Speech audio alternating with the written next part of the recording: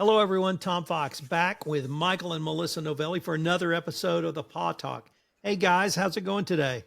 Great. How are Great, Tom. you? Thanks for having us again on the Paw Talk. The Paw Talk. It's now the internationally famous Paw Talk. We're going to have millions and millions of listeners and people supporting and helping get more dogs homes.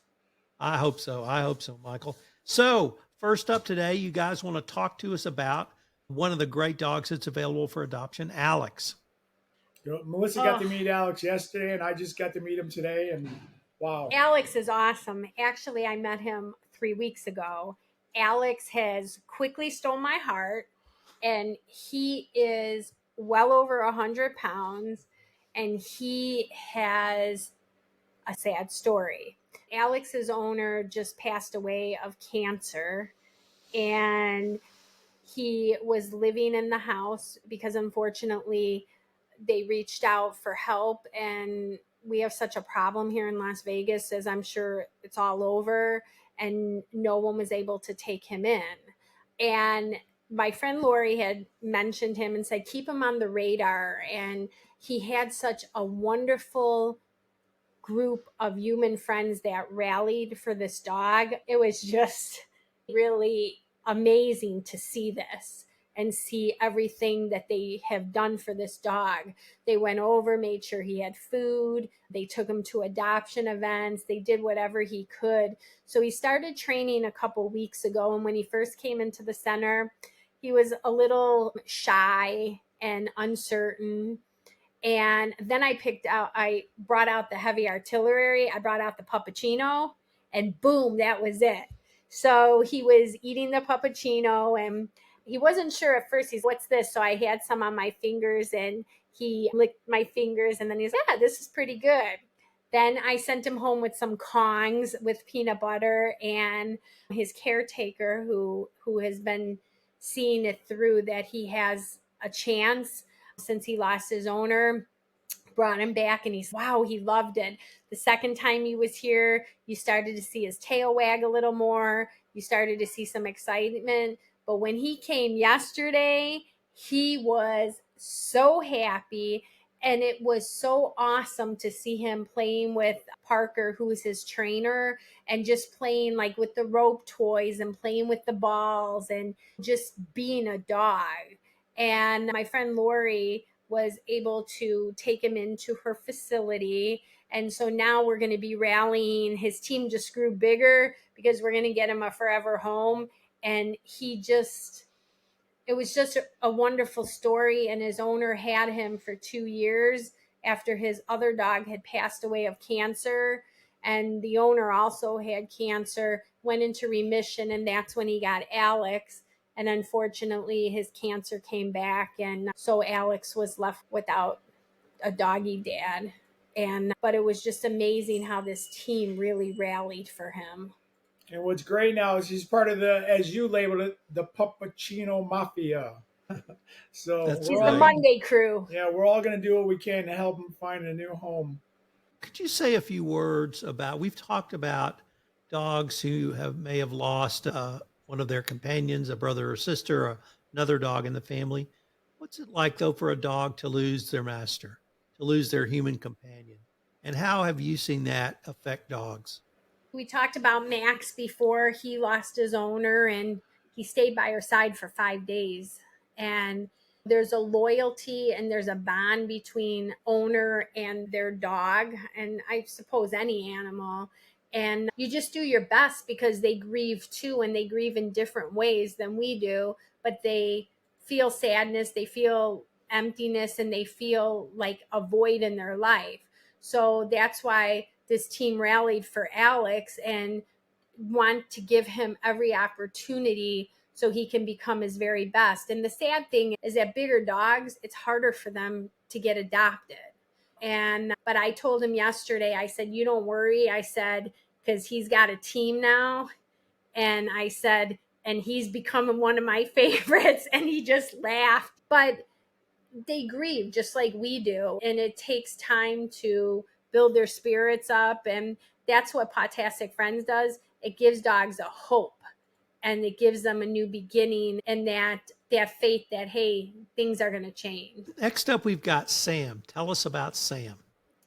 So Samantha's new to our program and she is a young baby. She's a Great Dane and she is phenomenal. She has so much spunk and so much energy. She's with our partners, Crazy for Paws, and Linda is the founder. She has her in the house, and her and one of the other foster dogs, Hope, they're like inseparable. They're romping around, they're playing, they're just having so much fun. And she's a great dog. And again, although young, she's going to grow. And just really deserves a chance. So if there's any Great Dane lovers out here, Samantha, Sam for short, she's your girl. And what was great is they had posted a video the other day of the dogs playing in her yard, and says Sam doesn't know how big she is. She's a big Great Dane puppy, and a Great Dane puppy's like a small horse. It was a great video to see her play. Yeah, they're just a little puppy inside. Yep. We have one dog that has been adopted for this episode, and that's Charley. Tell us about Charley and his forever home. Oh, Charley. He was a lover. He used to come on Tuesdays and he went into foster because shelter life didn't agree with him. He was starting to shut down and become sad, and he had no interest. He was with the shelter, I believe, since January of this year. And he went into this amazing foster, and his mom never wanted to miss an opportunity as foster mom. So that meant bringing him to training. So I was able to adjust the schedule to accommodate her days that she was available.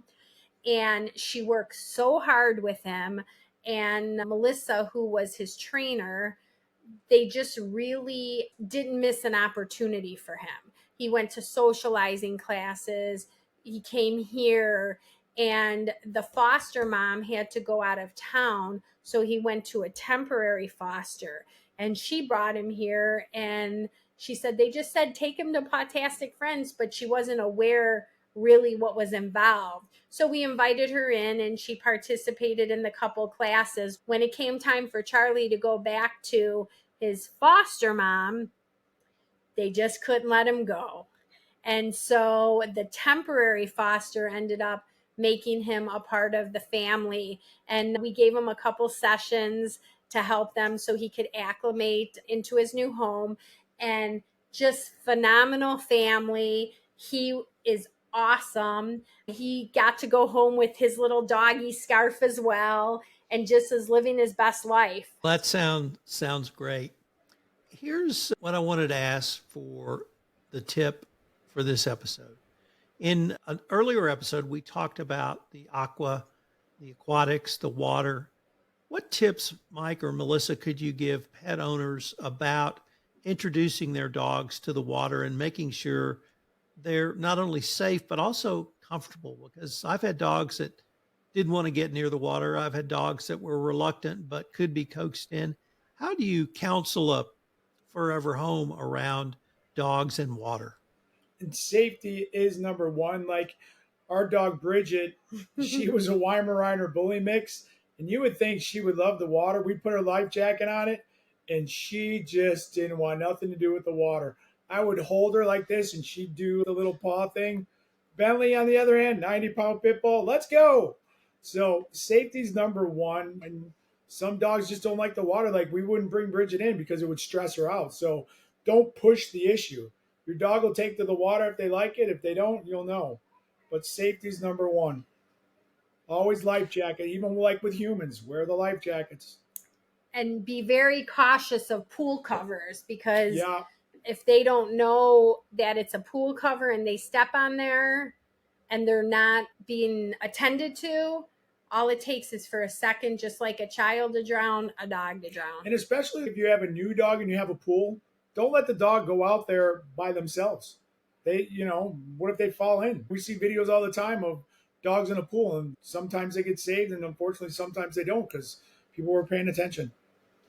All right, we are at the end of our time for this episode, but before we leave, if our listeners wanted any more information on Pawtastic Friends, where can they go? They can visit our website. It's pawtasticfriends.com. We're always looking for new sponsors of the dogs and people to donate because we are a nonprofit. The only people that get paid is the landlord, our trainers, and the utility. Melissa and I work full time along with a lot of our team members. Please donate and help the cause. We are up to 619 dogs that have been through our program get adopted. So we're pretty proud of that number. I remember when we were like excited about 100. So 1,000's right So do around. I. I remember around when the we corner. were excited about 20. Yeah. Yep. Okay, guys. I look forward to our next episode. Thanks so Thank much, Tom. you.